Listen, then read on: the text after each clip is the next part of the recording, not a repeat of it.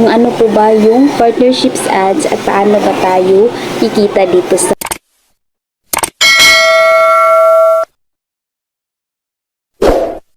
Joy's Vlog. Hello mga Megs! Welcome back po sa ating YouTube channel. May nagtanong kung ano po ba yung partnerships ads at paano ba tayo kikita dito sa... So, sasagutin po natin ang partnerships ads. Kung naalala niyo po yung branded content na to sa ating Facebook page or Facebook main account.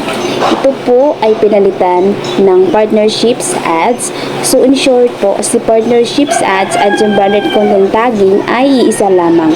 Kaya po pinalitan ni Meta yung branded content tagging kasi wala po masyadong gumagamit sa branded content tagging at nakafocus lang po tayo sa Instagram ads, ads on Reels, kaya pinalitan po partnership ads.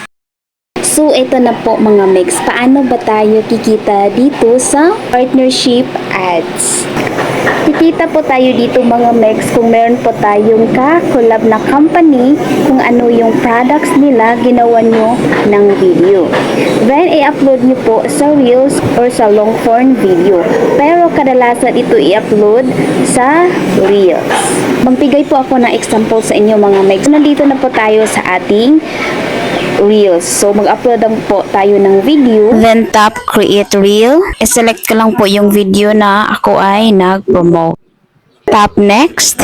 Po kayo ng video na kayo ay nag-advertise. Kahit anong product po na gusto ninyo. So, kung gusto nyo pong magpabayad, so gandahan nyo yung pag-promote ng kanilang product para kayo ay ma-approve.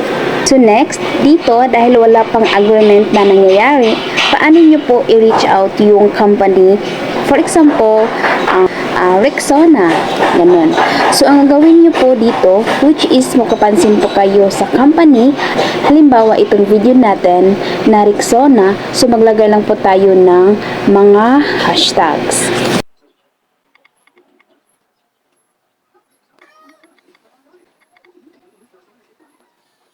So, ganito lang po ang inyong gagawin. Maglagay po kayo ng hashtags. Katapos po natin maglagay ng hashtags, dito po sa ibaba, i-click nyo po yung tag people. I-search po natin dito yung name ng product na ina-advertise natin. Yung brand name po dito sa Rexona is Unilever. Next, tap nyo po yung done. And then, click tag person. Next, click add collaborator. So, eto na. Dito, wala pa pong bayad na nangyayari. Pagtapos na po kayo, i-click nyo lang po yung share now. So, ganyan lang po. I hope po nakatulong sa inyo. Bye-bye!